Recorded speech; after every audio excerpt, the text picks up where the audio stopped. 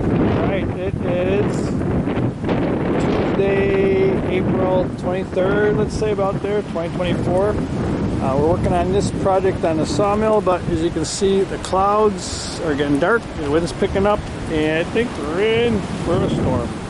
But anyways, this is what we're working on. We had cut 1/2 inch pieces. So I made 1/2 inch thick, 5-foot long. Screwed it. You can kind of sort of squeeze it out. This one on top. Let's do it over here. Let's see. I put this one on top and screwed it down.